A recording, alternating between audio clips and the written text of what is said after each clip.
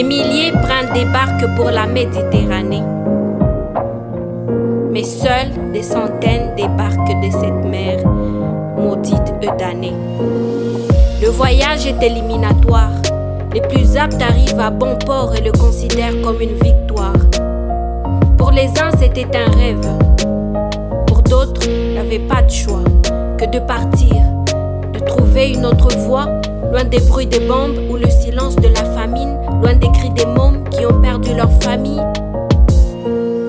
Leur évasion est prise comme une invasion, jusqu'à voir des barrières barbelées érigées contre eux. Être expulsés de manière barbare comme des lépreux. Ils finissent leur course dans les chalets décalés, où le froid brise les os, où la faim tétanise, où les journées s'éternisent. Imaginez le regard des enfants face à leur père qui leur ont tout donné mais qui n'ont plus de repères. Ou face à leur mère qui leur ont tout appris mais qui ne connaissent plus le remède. Les souvenirs se mêlent aux rêves soudoyés jusqu'à envier ceux qui sont morts noyés. Deviennent des pleurs et des plaintes étouffées parce qu'ils se disent que c'est eux qui ont tout fait pour en arriver là. Et c'est à eux la faute.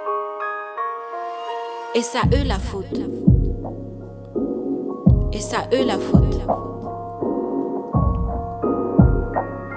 Et c'est à eux la faute.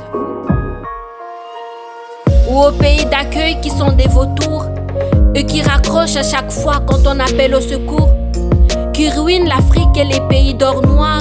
Ensuite se demandent comment se fait-il que dans leurs rues il y ait autant de putes noires, qu'il y ait autant de jeunes surtaxés, parce que leur accent les rend désaxés, de se voir refuser l'accès dans des lieux publics.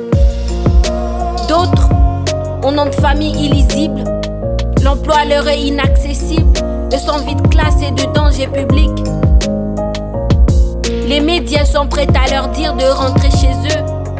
Je suis sûr qu'aucun d'eux n'hésiterait une seconde à rentrer chez lui, quand il n'y aura plus des bruits de bombes ou le silence de la famine, quand il n'y aura plus des cris de mômes qui ont perdu leur famille, quand il n'y aura plus des bruits de bombes ou le silence de la famine, quand il n'y aura plus des cris de mômes qui ont perdu leur famille, quand il n'y aura plus de bruits de bombes, il n'y aura plus de bruits de bombes.